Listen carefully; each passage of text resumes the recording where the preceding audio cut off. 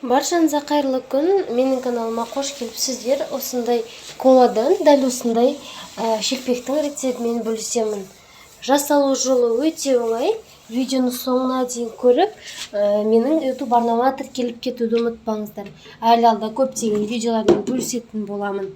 Видеоны соңына дейін қараңыздар. Ең алдымен електен өткізіп алған ұнымызға үстінен тұзымызды қосамыз. Енді оның үстінен осындай газдалған коламызды қосып қамырымызды илеп аламыз.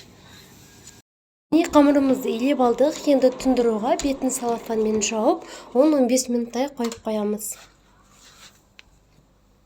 Міне қамырымыз дайын болды. Енді осы қамырымызды ұнтақпен бөліктерге бөліп аламыз. Мен дәл осы қамырды 4 бөлікке бөліп алдым. Бөлгеннен кейін осындай әдемілеп дөңгелекше етіп зуала жасап аламыз.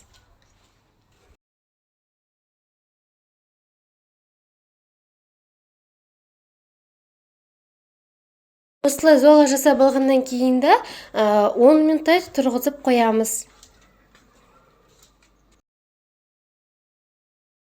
10 минуттай тұрды. Енді осы қамырымызды дөңгелекше етіп жайып аламыз. Шелпектің көлемінде етіп жайып аламыз.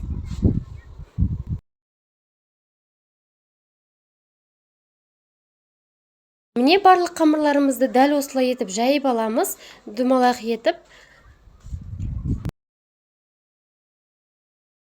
Шелпектерімізді жайып дайындап алғаннан кейін осындай табамызға сұйық майымызды құямыз. Қызған сұйық майымызға үстіне осы шелпектерімізді пісіріп аламыз. Міне дәл осылай көтеріліп, дрожжсыз дәл осылай қолаға иленген қамырмен дәл осылай көтеріліп, іштері әдемі болып пісті. Дәл осы рецептпен жасап көрсеңіздер болады. Өзім осы рецептпен қолдандым. Өте әдемі әрі дәмді шығады. Сіздер де жасап көріңіздер. Барлық керекті нәрселерді мен описание бөліміне жазып қалдыратын боламын. Сол жерден кіріп қарасаңыздар болады.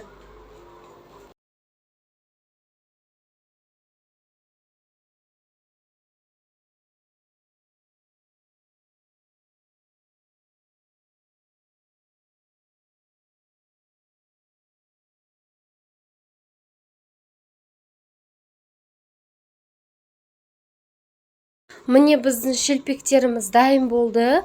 Арасы пісіп, әдемі болып шықты. Дрожжсыз да осындай коламен осындай шелпек дайындауға болады. Өте әдемі әрі дәмді болып шықты.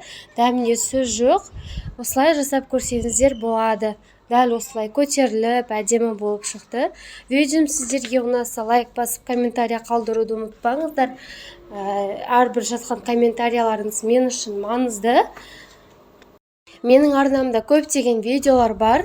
Тәттілердің, тағамдардың, торттардың, декорлардың рецепттері бар. Кіріп қарап жасап көрсеңіздер болады. Сіздермен болған Жансұлу. Келесі кездескенше сау болыңыз.